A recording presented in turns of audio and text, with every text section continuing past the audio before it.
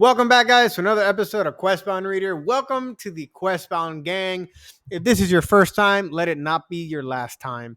Guys, so today we're reviewing part 2 of the Warformed series, the book titled Fire and Song, which actually came out at the start of the month. I think it was October 31st, maybe November 1st, around those dates. Anyway, um, I can't get into this review without giving you some spoilers.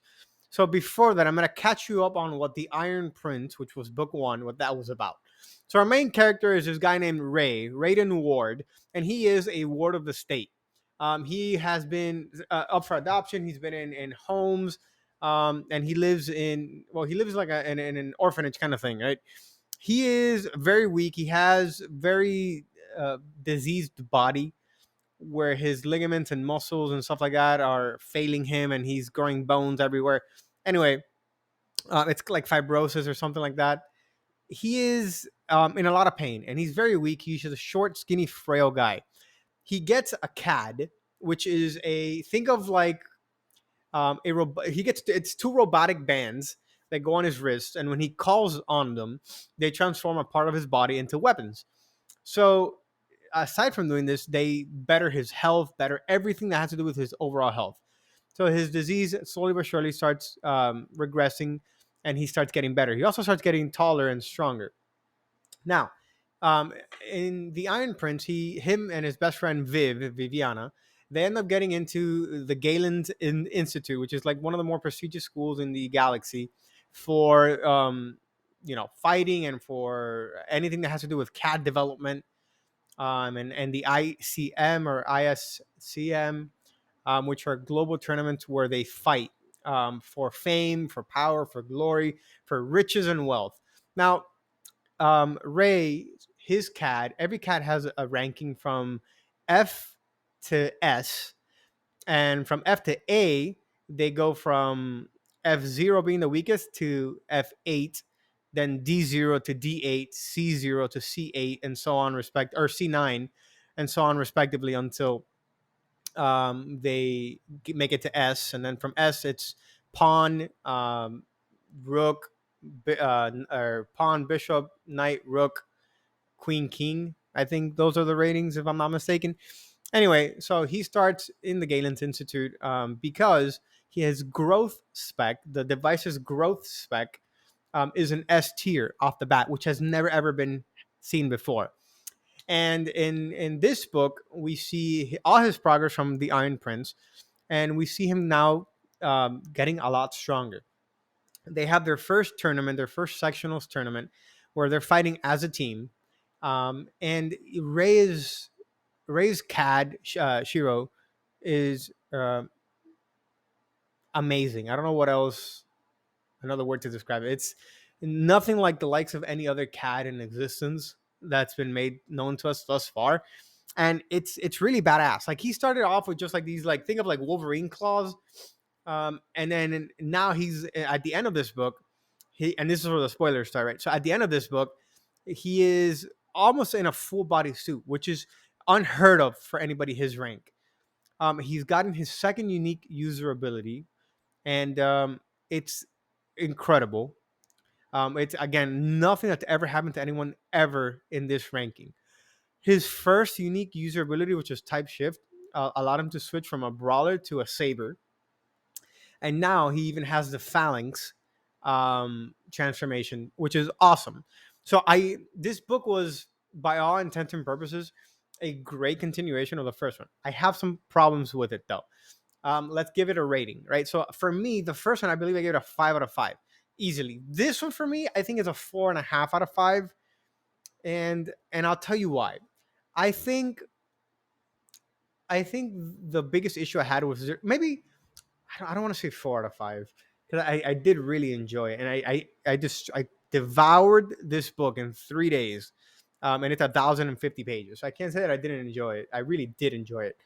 Um, I think my problems are, and they're few, but there's a lot of fluff at the start of the book and toward the ending of the book. Like I feel like this book could have been condensed to like 600, 700 pages, and you would have cut out the fluff from them going to the mall shopping, Ray and Aria, or I don't know, some of the dialogues.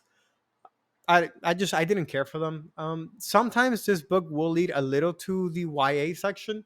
I'm not mad at that. I don't. I like. I'm not one for romantic books. I don't necessarily care for romance in books, but I will say the romance between Ray and Aria is just enough for me to want it to be existing through the book. Like, I want these people to go out. I want them to get stronger together. I want them to grow as a couple. The same for Logan and Viv, and poor Catcher. I want them to find people that they can grow with. I really do. Um, let's get into other things that I didn't like. So I already said that I didn't really enjoy the amount of fluff that I felt was in the book. I also didn't like, and this is a character. I hate this character, Dirk Reese. He is an asshole. I'm so happy. I was so happy with what happened to him at the end of this book, but I also hated how much of a crappy attitude this guy still has. Now, this makes what happens to him at the end of the book that much more rewarding. I love that. I think Dent did a great job with dishing him out a plate of, like, go screw yourself. Anyway, something else that I didn't enjoy from this book was the pacing at times. Um, I think it could have been faster to get to the action, and which is what this book is about, right? Nobody reads this book because they love the romance or because they love the side character. Like, no, all the characters are pretty much main characters. Like Viv, Ray, Aria, Catcher, Chancery, Logan. All these people are main characters within their own rights because they're all part of the same group. With the, I guess, number one main character being Ray, but everybody else is so close knit. At least at the end of this book, that to me they're all like they're all either main characters or like right there. Like, I don't know how much more you want. I am happy that the main point of view in all these books is still Ray, but I like when they give different point of views also to what's going on with his grandfather, who's not taking an interest in him. His grandfather didn't know he was still alive, and he thought Ray had died, or something had happened to him. But now, now that he's trying to reconciliate, Ray apparently hates his family because they gave him up for adoption. They didn't care about him. Never were interested in him at all. So Aria, which is another interesting section of this, Aria, Ray's girlfriend, because they're finally dating. Um, her parents are pieces of crap. Her dad, maybe not so much as her mom, but they're very overbearing in different ways. Like, her mom is obnoxious and she's always trying to meddle, and her dad is the distant, I care for you, but I'm not going to be a part of your life actively person, until it's convenient for them. So I don't appreciate that. But anyway, what I loved about this book, man, the character development. I love seeing the development with Ray. I love seeing not only their cads grow stronger, but I also like seeing how their personalities change. Like Logan Grant, right? Logan Grant and Ray, they hated each other in the first book. It was horrible. And this book, you really see them coming together and understanding each other with their revelations toward the end of the book. I also loved that Ray told Chancery and Grant about his S growth in for Shido. So I think, I don't know. I think it was great. I love the fighting. I love seeing the dynamic that was throughout this book. I loved and hated at the same time seeing Ray go through that massive beating when the tournament was hacked, but I loved what came out of it. I love that this guy just doesn't give up. Right? He's the biggest underdog. He gets beat up, he gets trampled on, and instead of like cowering or hiding away, he just stands up and he's like, you know what? If I don't go out there now, and if I don't do my best right now, then I'm gonna be too scared to do it later on. So I'm just gonna go balls to the wall and do the best that I can. And I absolutely find that admirable, to say the least, in these characters. I'm really sad right now because I know that the author took 3 years to write this book, and this book just came out this month. So I know it's going to be at least another year or two, hopefully less. All right, Bryce O'Connor, hopefully less, until the next edition is out. And there has to be a next edition because this book ends in a cliffhanger pretty much. So kind of like the first one. So, or it's I want it to happen. I know I'm gonna have to reread this whole series probably by that time again, because it'll probably be at least a year or two.